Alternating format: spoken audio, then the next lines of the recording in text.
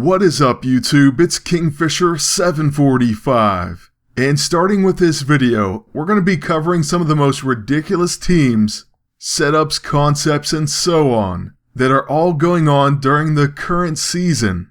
Now don't get me wrong, I'm not saying that any of these are exploits. In fact, as far as I can tell, they're working as intended. I mean, there may be a few questions, okay, and one of them is definitely a bug. But at the end of the day, I'm just showing them, I'm not calling them anything. Well, I'll let you all decide. And of course, the devs can take a look and see if there needs to be a fix or not. First up is a team that I had no problem getting plenty of footage of, and that's Blade and Spitfire. The same thing can be done with Quicksilver and Blade, but basically with his new EISO, they're going to get the first 4 turns of combat. A pretty significant advantage. Now once again, I'm not saying it's cheating or exploiting or anything like that, but many of you that played PvP a long time ago realize that for a very lengthy period, the turn order was random. Oftentimes, the entire enemy team would go first, so 3 straight turns. And before you know it, you would lose that match. It was so significant, but persisted for a very long time, and that's before PD decided to change that. And they made alternating turn order, so someone from the enemy team, someone from your team, and that keeps going back and forth. Well, with Blade and that new EISO, he's going to join Quicksilver or Spitfire in going first, meaning 4 straight attacks. That's even more than you could get before, back when the turn order didn't alternate. So it is pretty significant. Now I love Blade and I'm happy he got that EISO. But PD may want to consider doing something to break up these turns.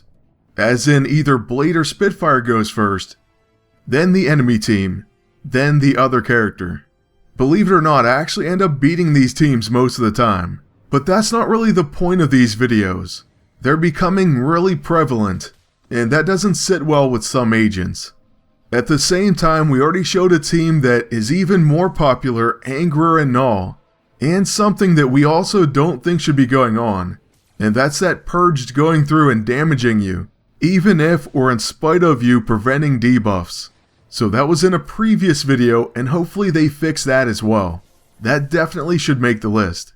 So if you all want me to, I can show that again in this series, just so it's on equal footing with these other problems.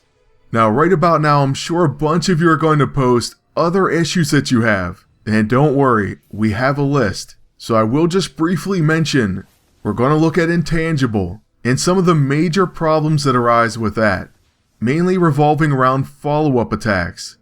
We're going to also cover Fatal Finish, then there's another actual bug that we're going to look at, and that was pointed out to me by someone else. And there's even more on the list, but like I said, we have a lot of these problems covered. I've been battling a lot, so I've seen many things this season. But the bug one that I didn't really mention but did, is the only one I would call outright, an exploit type thing. Although it's very hard to even notice happening. Like I said, a friend had to point it out to me in the first place. So I wouldn't even blame anyone for using that. And I don't think many people are. But yeah, maybe we can bring some balance to the game, and it may have to start with the worthy. But they're supposed to be tough, I guess. So it's a really tricky situation.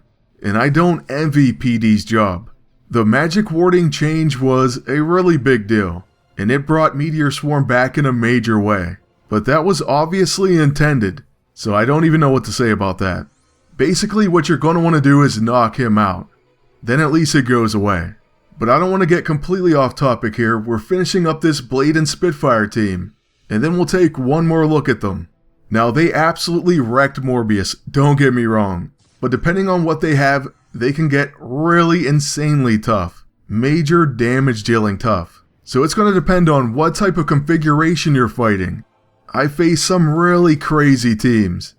They were just incredibly difficult to deal with. Although, I have won quite a few of those matches too. One thing that greatly helps is having a bruiser agent on your team. But what can really hurt is when they have a blaster agent themselves. You may seriously lose if they build that right. And of course, Blade goes right after Morbius, which was ruining my Morbius video. And the Rapier hit for almost 25k out of the gate. So this team may be built right. It's pretty scary.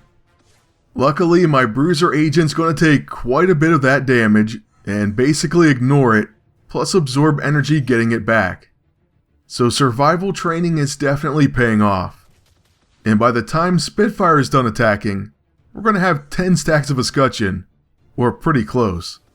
So oftentimes this is kind of what ends up saving us, plus the fact that we have the Smothering Shadow.